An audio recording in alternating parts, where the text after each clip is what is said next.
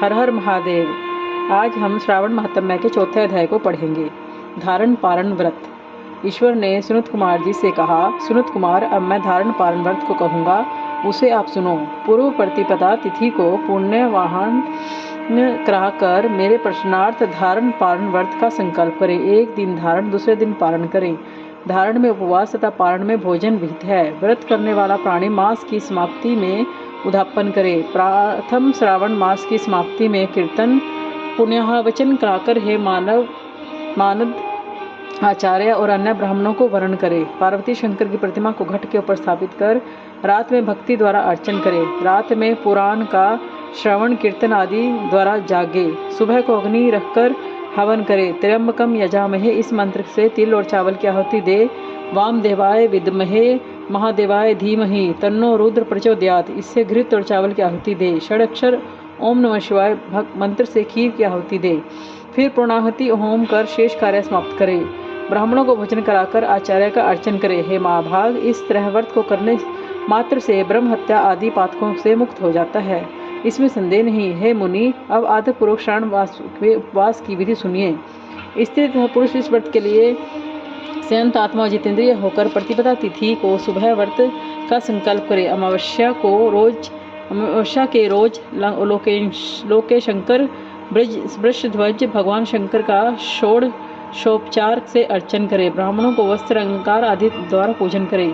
यथाशक्ति भोजन कराकर प्रणाम कर विसर्जन करे। इस तरह मास उपवास का व्रत मुझे प्रीतिदायक है। 1,00,000 संख्या वाली रुद्रवर्ती विधि करे। सादर रुई द्वारा निर्मित 11 बत्ती बनावे। मुझे प्रीति वाली से बत्तियां रुद्रावती के नाम से कही जाती हैं। श्रावण मास के प्रथम दिन से विधि संकल्प करे। श्रावण मास में देवों के देव महादेव हैं। भक्ति से उस गौरीश की 1,00,000 बत्ती से आरती करूंगा, यो संकल्प कर हर रोज 1,000 बत्ती द्वारा अर्चन करे। समाप्ति पर 71,000 बत्ती से आरती करे या रोज 3 सहस्त्र बत्ती द्वारा आरती करे। अंतिम दिन 13 सहस्त्र बत्ती द्वारा आरती करे या एक साथ ही 1,00,000 रुद्रवती को प्रज्वलित करे। मुझे प्रिय उन बत्तियों को शुद्ध अधिक घृत से सेवन करे। संसार के स्वामी महादेव का अर्चन कर कथा सुने। सुनत कुमार ने भगवान शंकर से कहा, देव, मुझ पर दया कर, इस व्रत के प्रभाव किसने इस व्रत को किया है, उद्यापन की विधि या व्रत इसकी क्या है, यह मुझसे कहें। भगवान शंकर ने सुनत कुमार जी से कहा, हे ब्रह्मपुत्र, आप अवश्य इस व्रत को सुने। यह व्रतों में श्रेष्ठ रुद्रवती व्रत महान पुण्य व्रत है तथा संपूर्ण उपद्रवों का नाश करता है। प्रीति और सौभाग्य को देने वाला है। पुत्र पौत्र समृद्धि को देने वाला है। यह व्रत भगवान शंकर को अत्यंत प्रिय है। उत्तम शिवलोक को देने वाला है। तीनों लोकों में रुद्रवर्ती के तुल्य अन्य कोई श्रेष्ठ व्रत नहीं है। इसकी एक पुरातन कथा है। क्षिप्रा नदी के सुंदर तट के किनारे रमणीक उज्जैनी नाम की पुरी है। उस पुरी में सुगंधा नाम की बहुत सुंदर वेश्या थी। उस सुगंधा ने युवा पुरुषों और कई ब्राह्मणों को धर्म भ्रष्ट किए। बारंबार बहुत से राजा और राजकुमारों को नग्न किया। उनके भूषण आदि ग्रहण कर धिक्कार दे उस वेश्या ने उन्हें निकाल दिया। उस सुगंधा ने बहुत प्राणियों को लूटा। उस वेश्या के शरीर की सुगंध 1 कोस दूर तक सुगंधित होती रहती थी। पृथ्वी पर उसके रूप, लावण्य और कांति की ख्याति थी। नीच कार्य में भी रंभा और देवगनाओं का अपमान करती थी। पैर की चाल से पद पर हंसती हुई हंसों की चाल हंसी उड़ाया करती थी। कौतुकवश किसी समय तक वेश्या भुड़कटी और कटाक्ष कामान को त्यागती हुई शिप्रा नदी पर गई। वहां उसने सब ऋषियों को युक्त शिप्रा नदी को देखा। उस कुछ ब्राह्मण ध्यान में संलग्न, कुछ जप में लीन, कुछ शिवार्चन और कुछ विष्णु अर्चन में संलग्न थे। हे महामुने, उन सभी के मध्य श्री वशिष्ठ को उस वैश्य ने देखा। उनके दर्शन मात्र से प्रभाव से उस वैश्य के धर्म में बुद्धि हो गई और जन्म विषयों के मन से मन हट गया। उस वैश्य ने विवश होकर मुनि श्रेष्ठ वशिष्ठ को बारंबार प्रणाम कर सब पाप कर्मों का नाश करने का उपाय पूछा। सुगंधा ने कहा, हे अनानाथ, हे विपेंद्र, हे योगीश, मैंने बहुत से पाप किए हैं। प्रभु, आप संपूर्ण पाप का नाश उपाय कर कहें। ईश्वर सुनत कुमार जी से बोले, दीन वत्सल वशिष्ठ मुनि ने उस वैश्या की वाणी को श्रवण कर उस वैश्या के कर्मों को जानकर आदर से उस वैश्या को से कहा, हे भद्रो, एकाग्रचित्त होकर सुनो। तेरे पापों का नाश जिस पुण्य से होगा मैं सब कहता हूँ। हे भद्रे, त्रैलोक्य प्रसिद्ध वाराणसी में जाकर त्रैलोक्य में दुर्लभ इस व्रत को करो। हे भद्रो, रुद्रवर्ती व्रत महान पुण्य देने वाला तथा शिव प्राप्ति कारक है। हे भद्रे, इस व्रत के करने से मात्र से तेरी उत्तम गति होगी। भगवान शंकर ने सुनत कुमार जी से कहा, यो सारी विधि कहकर वह वैश्या खजाना, नौकर, मित्रों को साथ लेकर काशीपुरी गई। वहां उसने वशिष्ठ जी के अनुसार व्रत किया। वह वैश्या 5 भौतिक देह से उस सहित भगवान शंकर के शरीर में लय हो गई। जो स्त्री दुर्लभ व्रत को करती है, वो वस्तु की इच्छा करती है, वह निश्चय ही मिलती है।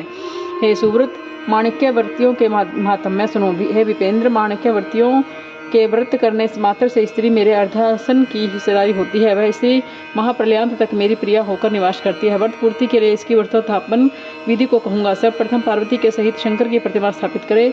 शिव प्रतिमा सोने और भस्म प्रतिमा चांदी की निर्मित हो।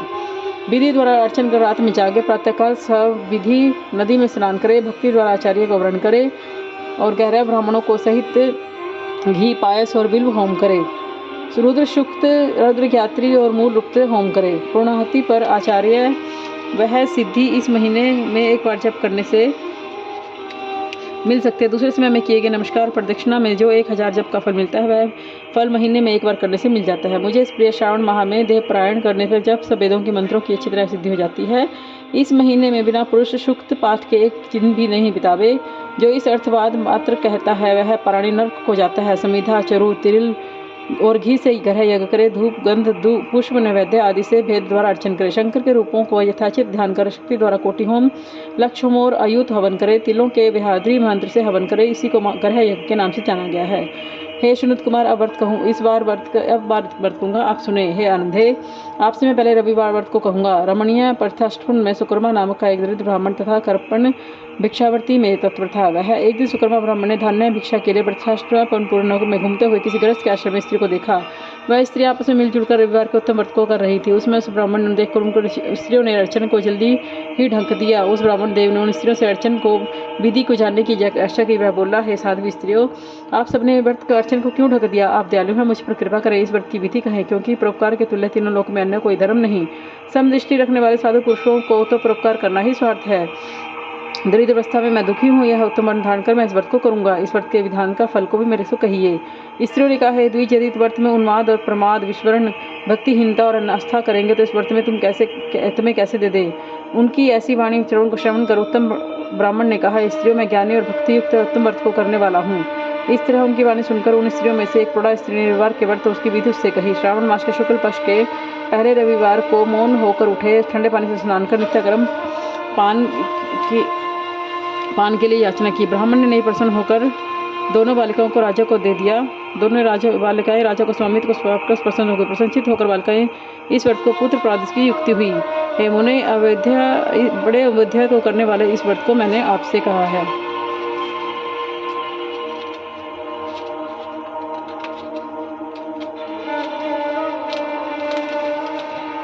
नित्य कर्म कर पान के पत्ते पर 12 परिधि वाला मंडल रखे। उसको लाल चंदन तथा सूर्य नारायण के तुल्य गोलकार लिखे। उस मंडल में संज्ञा नाम वाली स्त्री के सहित सूर्य का लाल चंदन से पूजन करे। घुटना जोड़कर भूमि पर स्थित हो। सूर्य के 12 मंडलों पर अलग लाल चंदन से युक्त लावा और जपा पुष्प के युक्त अर्घ्य को श्रद्धा भक्ति से सूर्य नारायण को दे। अर्घ्य को रक्षागत जवाब पुष्प और उपचारों द्वारा युक्त कर दे। नारिकेत बीज और खंड शर्करा से युक्त सूर्य के मंत्रों को कहकर नैवेद्य दे। सूर्य के 12 मंत्रों द्वारा स्तवन करे। 12 बार नमस्कार करे। 12 बार प्रदक्षिणा करे। 6 सूतों में एक से मिलकर उसे 6 गांठ लगावे। एक सूत को सूर्य नारायण को अर्पण करे, उसके अपने कंठ में धारण देवे।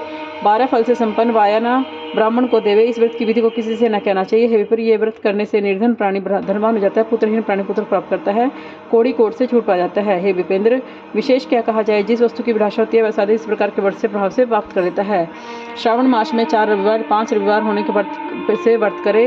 व्रत की संपूर्ण फल इच्छा प्राप्ति का उद्यापन करे। हे विपेंद्र, इस प्रकार व्रत करने मात्र से सिद्धि होती है। वह ब्राह्मण उन साध्वी स्त्रियों को नमस्कार कर अपने घर को चला। घर आकर जैसा सुनकर वासे आया था वैसा ही विधि द्वारा उसने व्रत को किया। अपनी दोनों कन्याओं को भी इस व्रत को विधि बताई। उस व्रत को सुनने से अर्चन व दर्शन करने मात्र से दोनों कन्याएं देवांगना के तुल्य सुंदर हो गई। उस दिन से उस विप्र के घर में लक्ष्मी का वास करने लगी। अनेक रास्तों से अनेक निमित्तों से ब्राह्मण उस दिन से लक्ष्मीपति हो गया। किसी राजा ने उस ब्राह्मण के घर अपने समीप रास्ते में से होकर निकलते हुए अति उत्तम उन दोनों कन्याओं को बरामदे में खड़ी की में बैठे देखा। दोनों कन्याएं अपने देह के अवयवों से त्रिलोक्य की संपूर्ण उन्नतम चीजों को, कमल और चंद्रमा को भी अपमानित करती थी। उन बालिकाओं को देखने से राजा मोहित हो गया, क्षण भर में भी वहां स्थित हो गया। फिर राजा ने उन ब्राह्मण को बुलाकर उन दोनों बालिकाओं के लिए याचना की। ब्राह्मण ने भी प्रसन्न होकर दोनों बालिकाओं को राजा को दे दिया। वे दोनों बालिकाएं राजा को स्वामित्व के रूप में प्राप्त करके प्रसन्न हो गई। प्रसन्नचित हो बालिकाओं ने इस व्रत को कर पुत्र पुत्रादि से युक्त हुई। हे मनु, बड़े अदुभ्य को करने वाले इस व्रत को मैंने आपसे कहा। बोल हर हर महादेव।